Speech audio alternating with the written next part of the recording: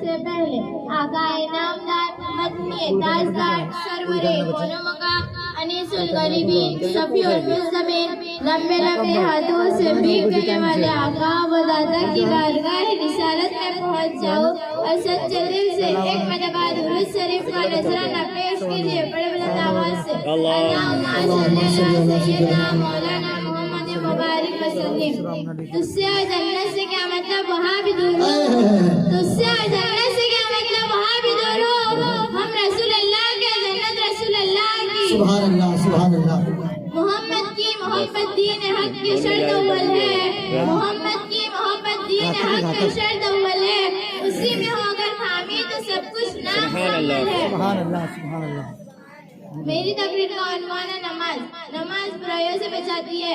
حضرت عبد الرحمن سفری رحمۃ اللہ تعالیٰ علیہ نے ایک عجیب و غریب حکایت بیان فرماتے ہیں.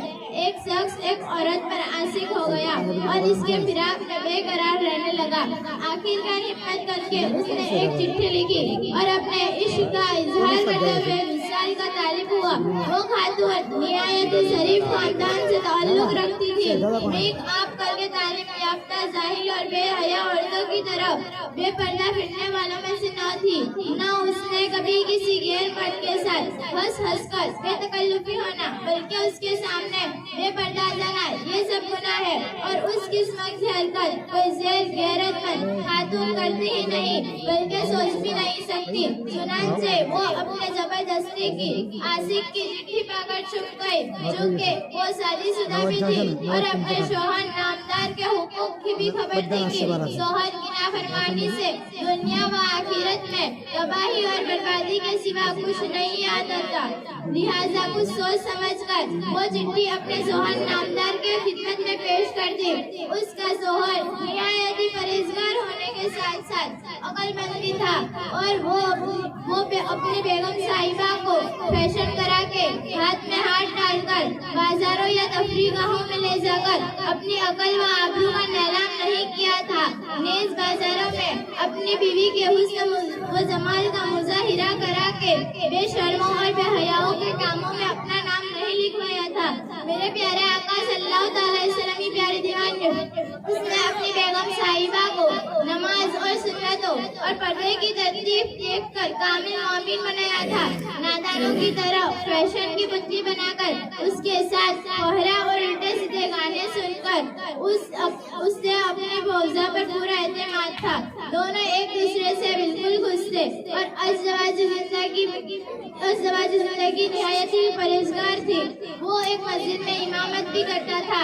لہٰذا وہ چٹھی کے جواب میں اپنی زوجہ کی مغفرت اس نے یہ جواب دلوایا کہ پہلے فلاں مسجد میں فلاں امام کے پیچھے 40 روز 5 وقت کی جماعت نماز ادا کرو, پھر آگے دیکھا جائے گا. عاشق جو ٹھہرا اس نے شرط منظور کر لی. جو دن گزرتے گئے اور پابندی سے 5 وقت کی جماعت نماز ادا کر دی.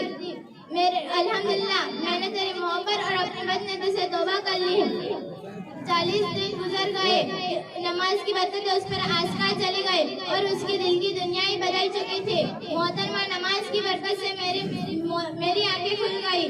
میں معاذ اللہ حرام کاری کے خواب دیکھتا تھا, لیکن اللہ عز و جل کے مجھے تیری محبت اور اپنی بدنیتی سے توبہ کر لی ہے. الحمدللہ میں نے تیری محبت اور اپنی بدنیتی سے توبہ کر لی ہے. جو دن گزرتے گئے اس کی برکت نماز کی آ گئی. آخر میں اپنی تقریر کو ختم کرتے ہوئے دعا کرتی ہوں, اللہ تبارک و تعالیٰ ہم سب کو 5 وقت کی نماز پڑھنے کی نیک توفیق عطا فرمائے, اور اللہ تبارک و